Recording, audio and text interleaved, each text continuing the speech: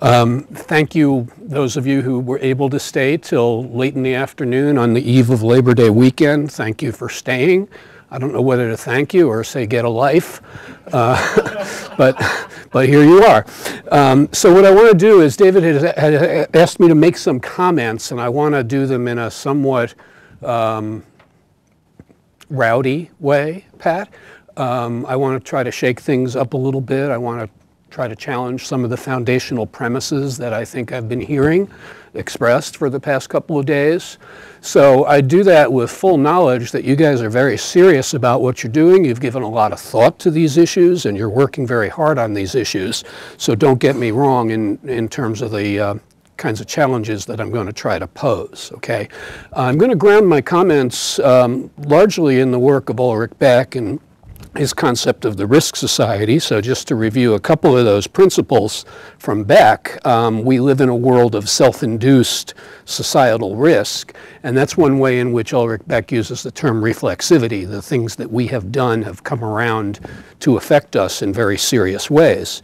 Because of that, we now have a set of problems involving the distribution of risks that kind of parallel or become an overlay on top of the traditional problems of distributing scarce resources. So the traditional economic problem of distributing scarce resources is now joined by a new problem of distributing risks.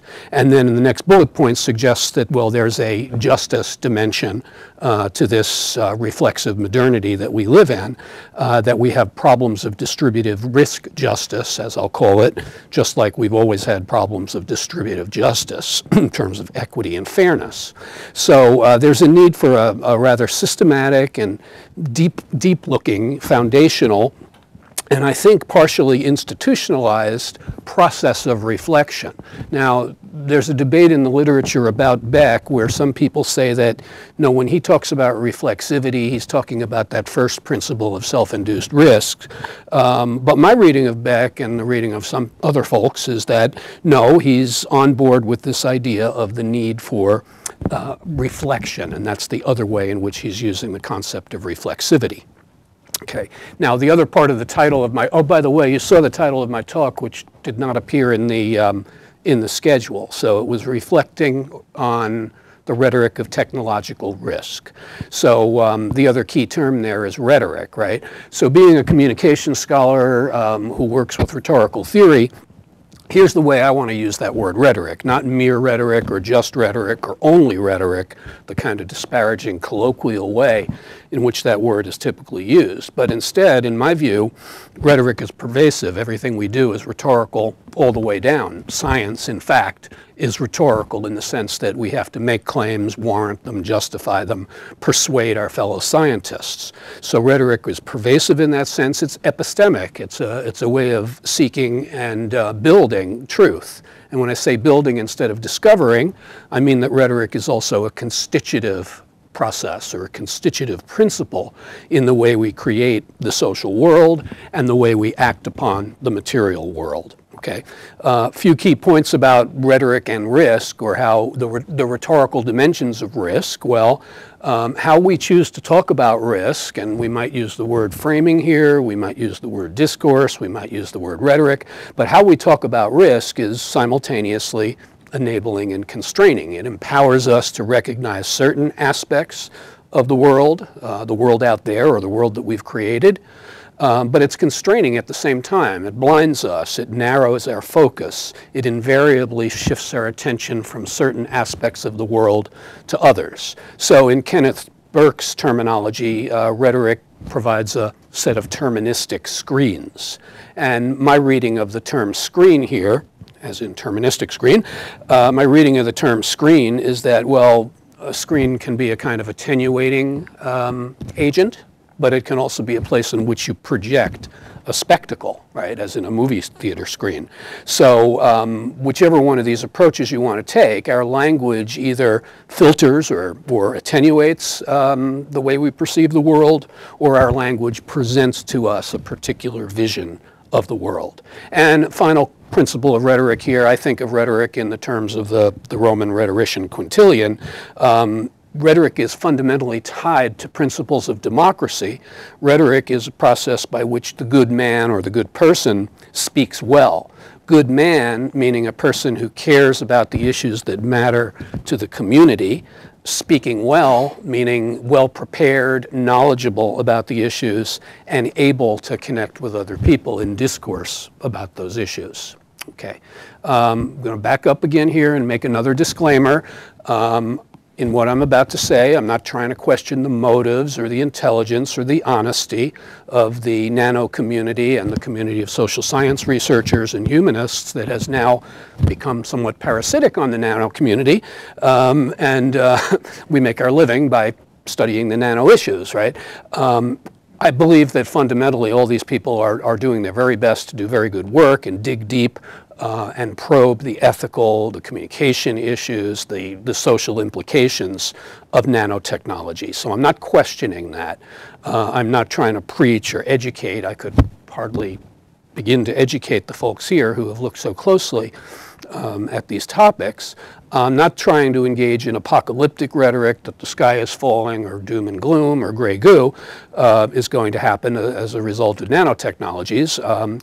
I don't want to be a token critic at 5 p.m. on Friday on the eve of Labor Day weekend, but I've been cast in that role. I don't want to be a naive Luddite. I don't want to deny the principles of technology, technological progress, or the value of new technologies.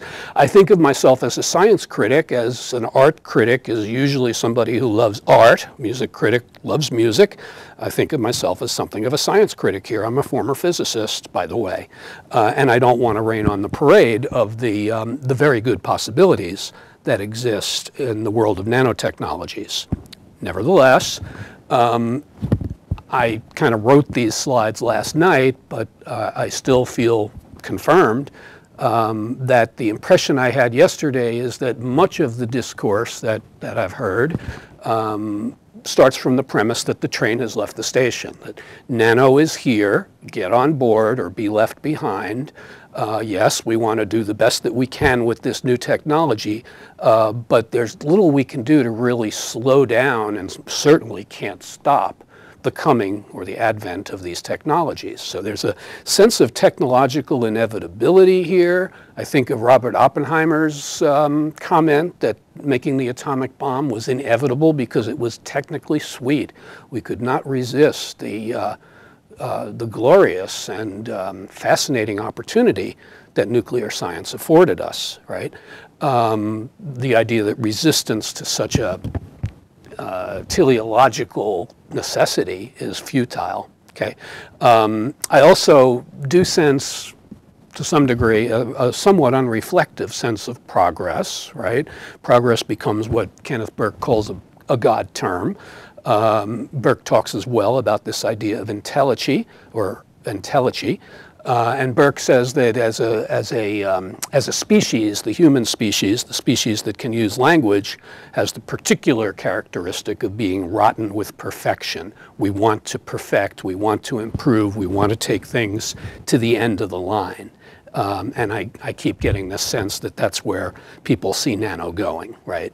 I do understand that everybody's trying very hard to do better, but I think if we choose to engage in this topic as professionals, then we have a responsibility to try harder and harder all the time, and to experiment and vary the ways in which we try to anticipate and address the potential problems that come with nanotechnology. Much of my own work is in the, like a number of other people here, much of my own work is in studying nuclear issues. And I want to just toss out a few ideas here that have come out of that work. I wrote an essay a few years ago called 100 Years of Nuclear Discourse, which basically looks at the body of discourse since 1905 through 2005 in the formative era and up to date as nuclear technology was born and became visualized or conceptualized and was brought to fruition, and as we began to and continue to deal with the consequences of nuclear technologies. I see four essential principles or themes that appear in the discourse of nuclear energy: mystery, potency, secrecy, and entelechy. Mystery, the idea that